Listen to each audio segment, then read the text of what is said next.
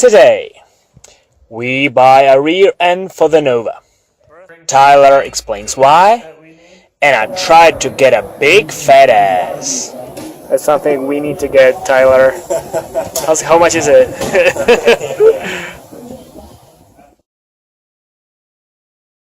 So along with that, we're going to change the rear end. We're going to do 8.8 Ford 8.8 out of an Explorer.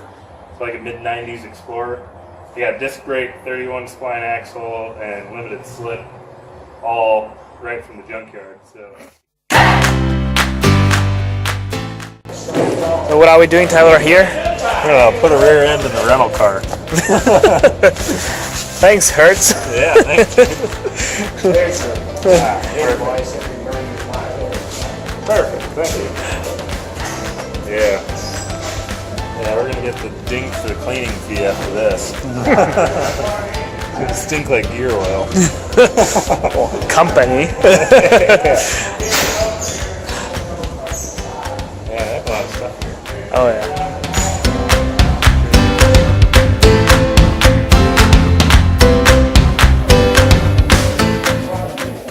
That's something we need to get, Tyler. How much is it?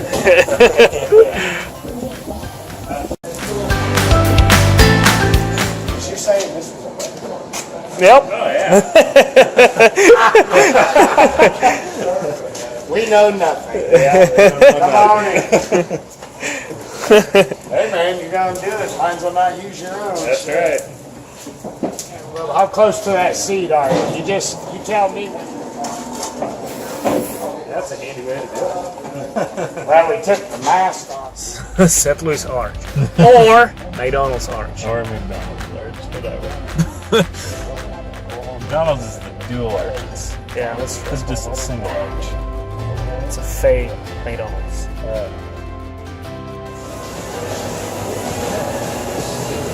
It's a video. Oh, alright. We're gonna get some Five Guys. It's gonna be delicious. I'm proud to be from Iowa. Three peanuts over there. Did you break it, Tyler? No, there's too many choices. I think I'm gonna do just regular, plain old mellow yellow. Even though we have 7 flavors of mellow yellow we can choose from, Jeez. I'm just gonna do regular. Maybe like a tiny bit of cherry mellow yellow to mix into my regular. Ooh, that got crazy quick. That's the regular size fry.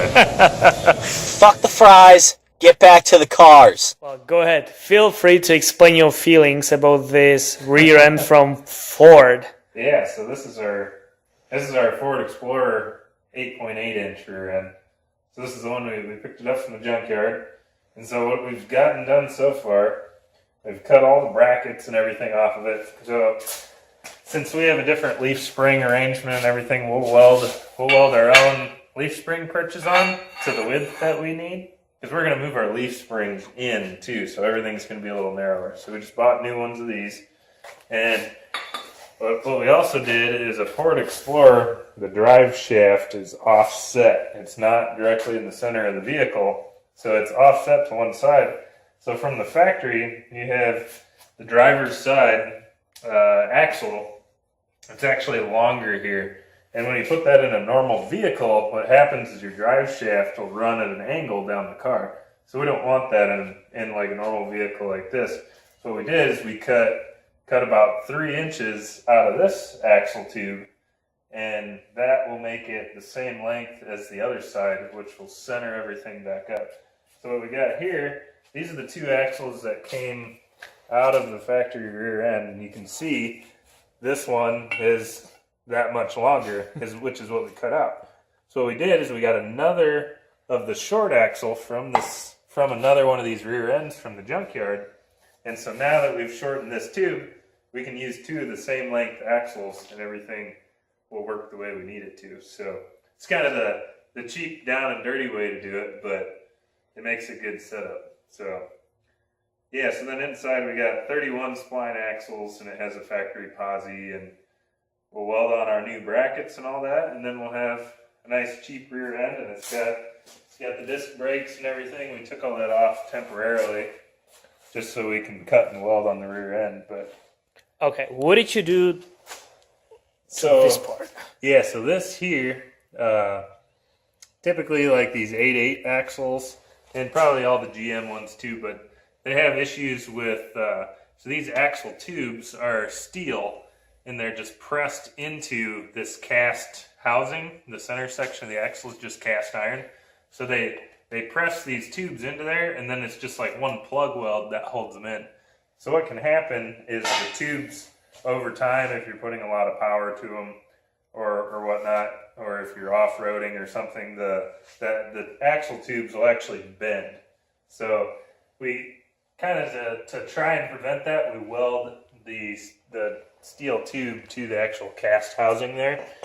And so we weld there, and what we're going to do with this one also, I think we're going to try and run a brace that'll go from this tube, it'll weld here, and then weld here. So that'll actually kind of gusset the entire structure to prevent it from trying to bend under power. So just trying to avoid issues down the road, basically.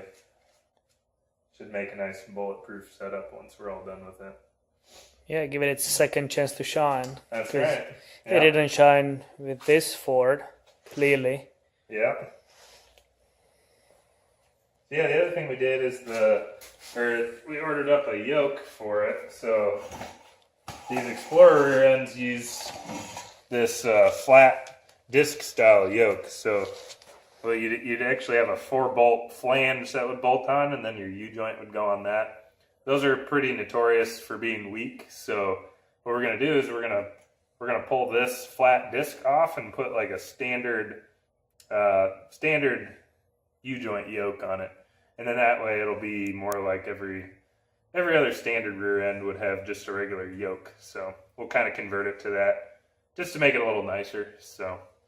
And we'll get the yoke that we got also has a larger U-joint too. So that'll be stronger for the future power that we're expecting it to have. So that's the goal. Plus, you're gonna get it powder coated, right? Yeah, so we're considering probably we'll take all the bearings and everything out of it and get it down to a bare shell.